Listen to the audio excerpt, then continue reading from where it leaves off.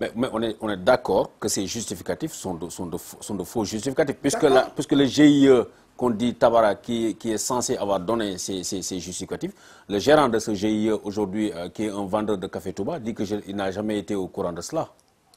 Oui, vendeur de café Touba ou de cacahuètes, c'est la même chose qu'un ingénieur ou un avocat. C'est un métier qui a ses noblesses.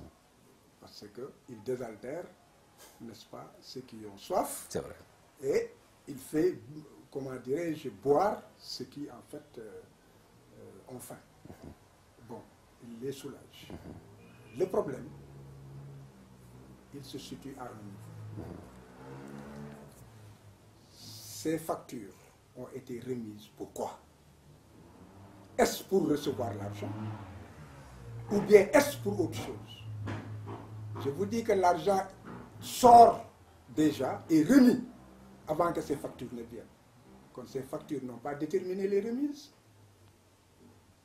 elles n'ont pas été à l'origine des remises. Donc pourquoi sont-elles données? C'est pour justifier une situation comptable. Et la justification de la situation comptable, c'est la nature des dépenses qui sont urgentes et autres. Par exemple, comment dirais-je, on ne va pas joindre la facture d'une haute personnalité ou d'une religieuse, par exemple, qui a été opérée d'une hernie, pour montrer qu'on a payé sa facture d'hôpital à temps. Est-ce que vous comprenez? Bon, donc, tout cela de convenance, parce que j'ai dit que ça existait bien avant la colonie, bien avant les indépendances. Tout cela, n'est-ce pas, il fallait simplement envoyer un justificatif global, mais pas en détail. Et ce justificatif global, autant ils ont mis du 1000 pour des besoins comptables, n'est-ce pas, autant ils auraient pu mettre de la friperie si en fait il n'y avait pas Fatou Traoré, dont le destin peut-être était qu'il fallait qu'il fasse la prison, était là et dont la famille avait un GIE, n'est-ce pas? Donc, un vendeur de friperie qui se trouve à côté des bureaux du maire, il lui demande de lui remettre une facture, il le donne pour des justificatifs comptables. Et ça, c'est pas le maire. Il ne s'occupe pas de ça. Disons-nous la vérité. Comment est-ce que... Mais maître, Fatou Traoré, on pourrait la poursuivre aujourd'hui de quoi? Je réponds, cela n'entame en rien la noblesse du maire de Dakar. C'est le système qu'il faut voir.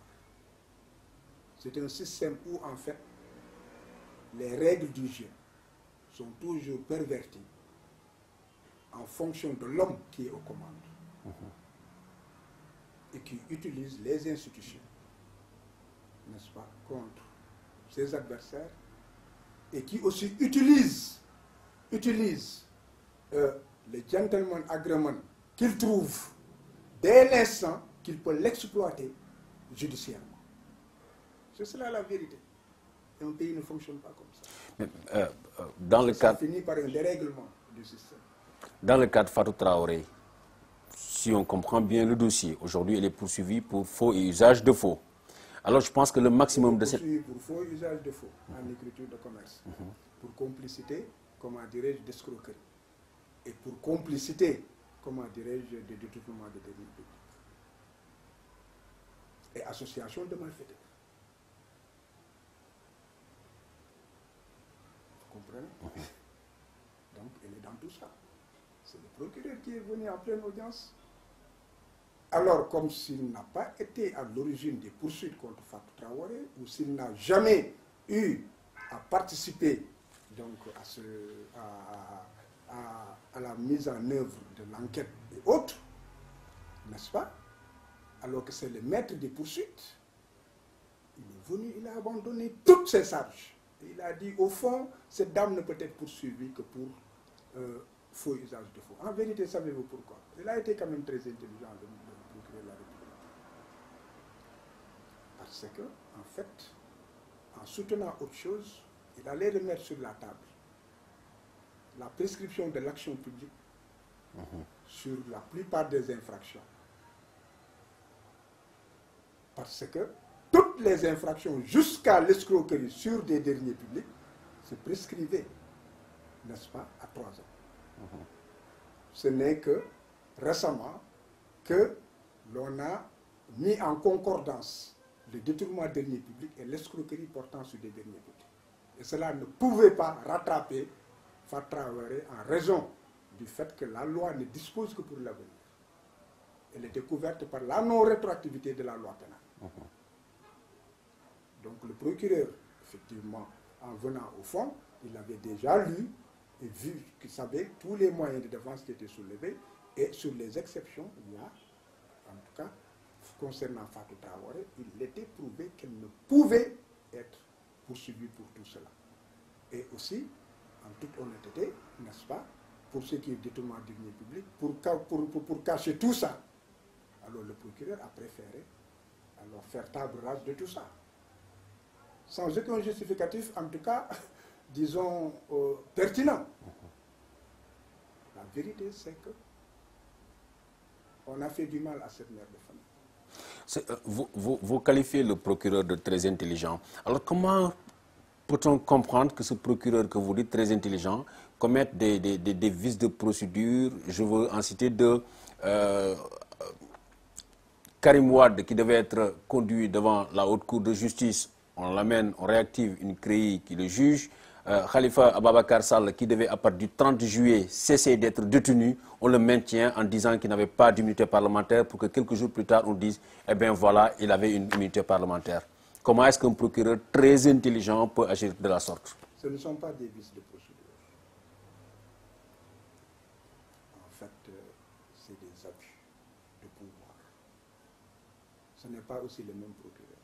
Le procureur de la CREI est différent du procureur de la République qui s'occupe des infractions de droit commun. Même si je sais par ailleurs qu'il a beaucoup travaillé dans le dossier de Karim Wade. Le procureur de la République qui s'occupe des infractions de droit commun. Bon, et dans les deux cas, blanc bonnet ou bonnet blanc, n'est-ce pas, c'est la même chose. Ce sont des personnes qui agissent dans un système. Et ce système ne leur donne pas la liberté.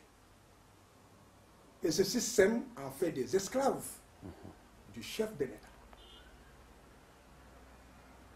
Principalement, s'ils savent qu'ils ont été nommés parce que le chef de l'État l'a décidé.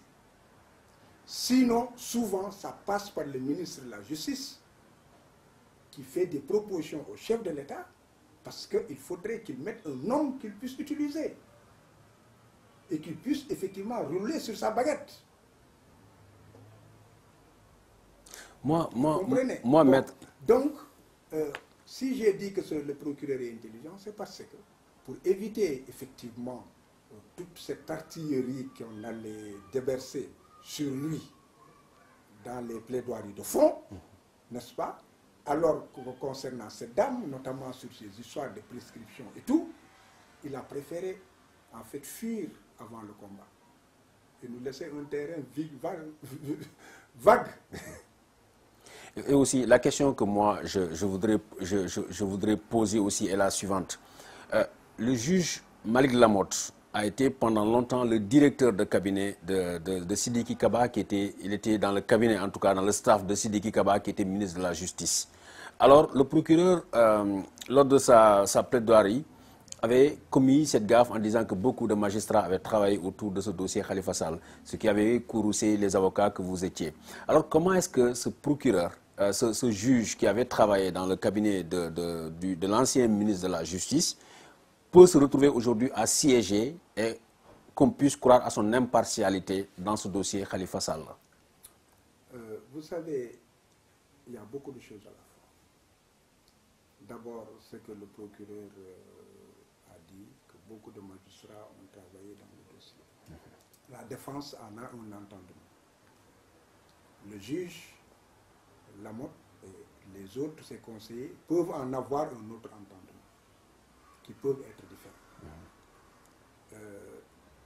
D'abord, il y a ça.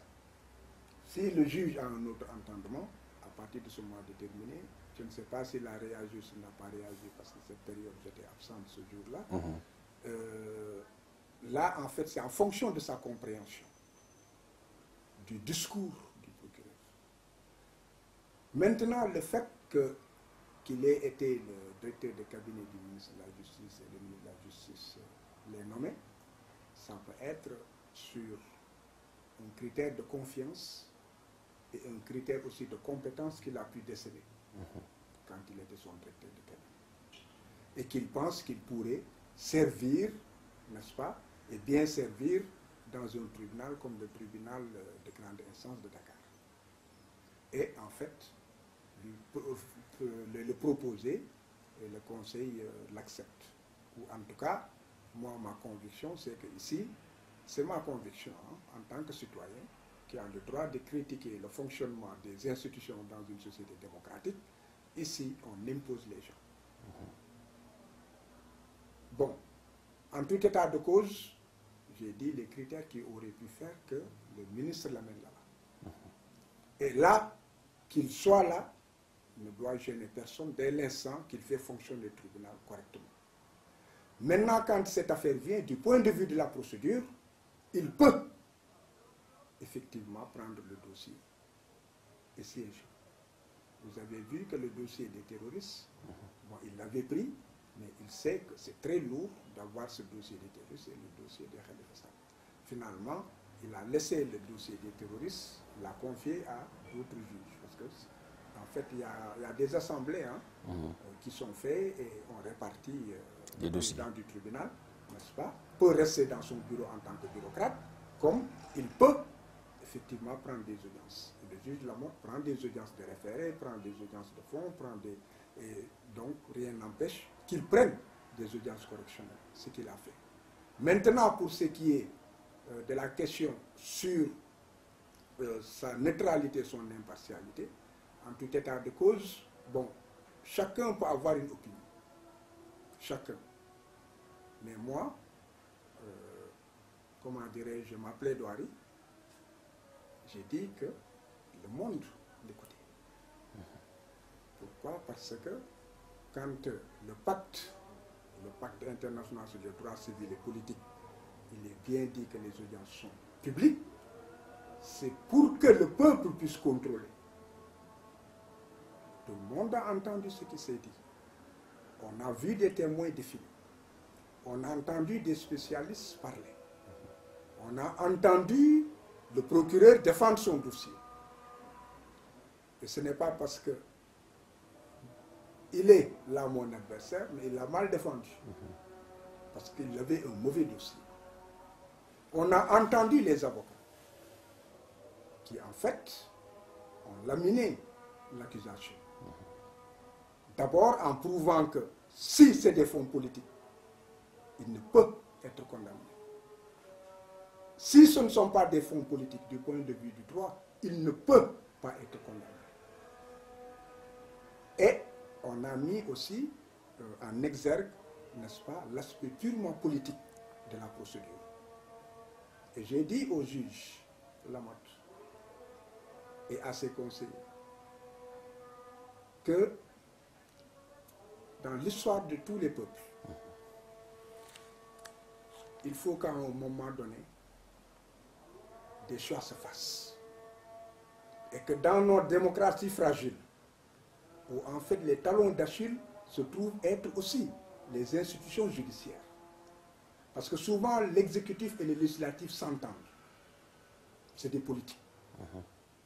Il n'y a que le judiciaire qui doit être indépendant. J'ai dit, effectivement, je leur ai dit que le problème c'est que les juges en Afrique ignorent les pouvoirs qu'ils ont. Le pouvoir d'ordonner et c'est exécuter. Le pouvoir d'arrêter et cela ne se fera plus. C'est un véritable pouvoir, le pouvoir judiciaire. Mais en Afrique, ils l'ignorent. Et j'ai dit que pourtant les instruments sont là, juridiques. Ils ont les armes qui leur permettent, eux, de réguler la société et d'assurer l'équilibre. Éviter que cela se fracture. Parce que tout cela, c'est une forme de violence que subit le peuple. Et la violence appelle toujours la violence. Et que on ne peut pas se réfugier. Il y a une forme, effectivement, de violence insidieuse que le Sénégal est en train, comment dirais-je, d'expérimenter. Et qui est pernicieux, qui peut être une violence pernicieuse en Afrique, si les autres s'en inspirent. C'est qu'on ne casse plus les personnes par la violence. On utilise l'institution judiciaire qui légitime la violence. Parce qu'emprisonner quelqu'un, le priver, le détruire, c'est une forme de violence. Et le Sénégal est en train de le faire. Et les autres peuvent s'en inspirer, ne plus prendre des armes ou en tout cas aller prendre des gens, les faire disparaître. Donc c'est grave, c'est une expérience grave. Et j'ai dit que pour sauver nos pays, il faut que le juge, à un moment donné, choisisse de brandir, de se pencher du côté du glaive, comment dirais-je, du glaive qui opprime et qui détruit, ou bien se penche du côté de la vérité. Du côté de la vérité. Et qu'il faut un courage. Si vous avez été à l'audience, vous aurez vu, ce n'est pas ce qui est sur le document que j'ai déposé. Mais quand j'ai terminé, j'ai dit que le peuple vous écoute. Car vous avez besoin de courage. Cela n'a pas plu au juge Lamotte. Ça a échappé. Il a dit, maître, nous ne sommes pas là pour avoir du courage. Nous sommes là pour dire le droit. Je l'ai dit justement dans ces circonstances. Dire le droit est un acte de courage. Parce que ce n'est pas un procès. Maître, qu'est-ce qu'on pourra retenir de tout ça, puisque des familles ont été divisées? Je veux parler de la famille socialiste. Des familles biologiques ont été détruites. Quand tout cela sera terminé, qu'est-ce qu'on va retenir? Bon, moi je pense que nous devons marquer une pause et nous remettre en cause. Et nous avons une chance. Et cette chance, il ne faut pas qu'on la laisse échapper. La pause, c'est quoi? C'est qu'il y a beaucoup d'injustices dans ce pays. Et on pensait en avoir fini. En tout cas, nous, de ma génération, nous sommes déçus. Parce que nous aurions dû dépasser beaucoup de choses. Et faire en sorte que la justice soit là pour tous. Qu'il y ait l'égalité des citoyens devant la loi et devant la justice. Et je profite de l'occasion pour vous dire que nos officiers de police judiciaire ne nous aident pas. Pourquoi? Parce qu'ils savent qu'ils sont à tous les coups couverts par le procureur. Or, le procureur ne doit pas les protéger. Le procureur, il a une mission. Cette mission, elle est une mission nationale, c'est la nation. Et dans cette nation, les officiers de police judiciaire en font partie. C'est des personnes qui exercent une fonction et qui contribuent effectivement, qui doivent aider à la manifestation de la vérité, sans parti pris. Mais aujourd'hui, j'ai l'impression que les réformes ne servent à rien. Je vous donne un exemple. Une cliente m'a appelé pour dire on m'a convoqué à une gendarmerie. J'y vais. Je sais que c'est de l'usure. Je lui dis si tu pars, dis-leur que tu voudrais que ton avocat soit averti et qu'il vienne. Il m'a dit et s'il refuse? J'ai dit non, dites-le. C'est la loi, ils le savent. Tout dépendra de celui que vous rencontrerez. Si en fait la personne obéit à la loi, on vous dira si vous avez son numéro, appelez-le. S'il n'obéit pas à la loi, il dira écoutez madame, on ne va pas l'appeler. Répondez à nos questions. On lui dirait alors, je ne parlerai pas sans la présence de mon avocat. Il m'a dit mais moi je suis une mère de famille. Et s'il me met dans la grille et me fasse passer la nuit, J'ai dit de toute façon, si je ne vous vois pas jusqu'à 18 h, je vous appellerai sur votre téléphone. Et si vous ne répondez pas, je viendrai moi-même à la gendarmerie et je vous y trouverai. Et maintenant, dans la note, je dirai à quelle heure vous êtes arrivé là-bas. Parce que vous voyez, on triche sur, on vous garde pendant 24 heures, on ne met pas la date et l'heure à laquelle on vous a interpellé, on change, on manipule. Est-ce que vous comprenez? Bon, votre avocat vient, on le laisse traîner en disant, maître, attendez. Après, quand tout ça finit, on fait signer votre client, n'est-ce pas? Parce qu'il est sous la pression. Après, on vous dit, maître, venez. Vous venez, on vous dit, entretenez-vous avec votre client, tout a été déjà fait. C'est pernicieux. Et si vous faites un écrit en dénonçant cela, est-ce que vous comprenez? Le procureur, au lieu de mener une enquête pour que ces pratiques cessent, il ne le fait pas. Vous venez devant la juridiction de jugement, le juge dira, ce que vous dites, rien de tout ça n'est dans le dossier. Alors que rien n'interdit qu'il utilise les règles de procédure pour demander un complément d'information, désigne l'un des membres du tribunal pour qu'il mène une enquête sur le respect des droits de la personne, afin de rendre un jugement équitable. Mais il ne le fait pas. Il dira que ça ne se trouve pas dans mon dossier. Donc l'avocat, c'est lui le grand menteur, quoi. Il est là, il ne raconte que des histoires. On ne voit pas derrière. Un des procureurs, un des avocats généraux, des procureurs généraux de la République m'avait dit, maître, l'on y croit que lorsque cela vous arrive, parce que j'avais dénoncé des faits de torture, il m'a dit, écoutez, vous êtes jeune. J'avais seulement 4 à 5 mois de barre. N'utilisez pas ces arguments. Ce ne sont pas des arguments d'avocats, c'est faux, c'est des républicains. Ils sont là, ils veillent à notre quiétude, notre sécurité. Ne les accusez pas à tort. Ne commencez pas comme ça, vous commencez mal votre carrière. 8 mois après, c'était la vérité divine. On a fait chuenter une bougie, n'est-ce pas, sur les parties intimes de sa propre nièce. Il m'a fait appeler. Je lui ai montré le doigt en disant, non, monsieur le procureur général, ce n'est pas vrai ce que vous me dites. Parce que nous sommes dans un pays où les gens sont civilisés. Ils sont républicains. Ouais. Donc, je ne vous crois pas, ça n'existe pas. Alors, il m'a dit, non, maître, l'on y croit que lorsque cela vous arrive. J'ai dit, oui, bon, puisque cela ne nous est pas arrivé, on ne va pas y croire. Je lui ai tourné le dos. Je suis sorti de son bureau. Savez-vous qu'est-ce qu'il a fait? Il a activé ma plainte. Parce que maintenant, il était concerné.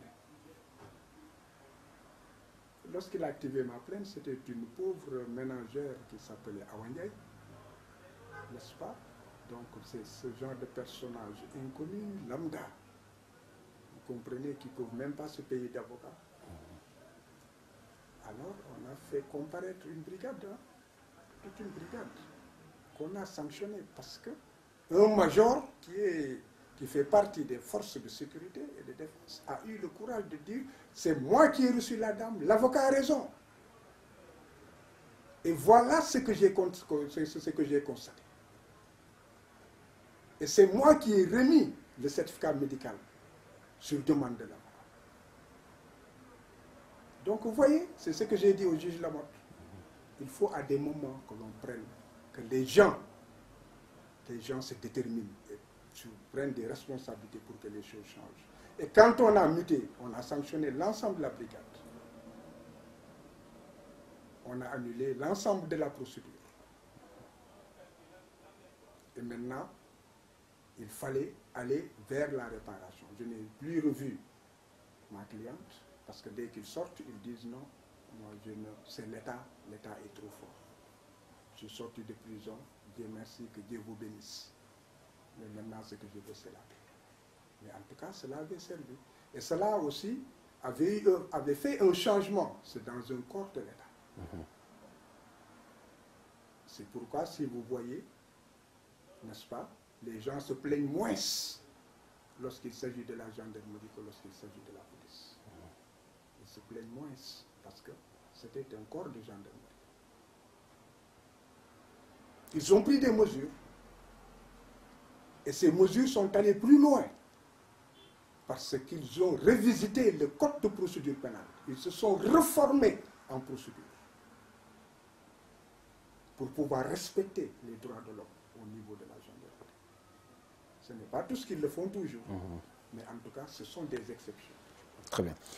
Je rappelle que nous recevions Maître Clédor Ciré Ly, l'un des avocats de Khalifa Ababacar Sall, le maire de Dakar emprisonné, dans l'affaire de la caisse d'avance de la mairie de Dakar. Je vous remercie, Maître. Je vous remercie.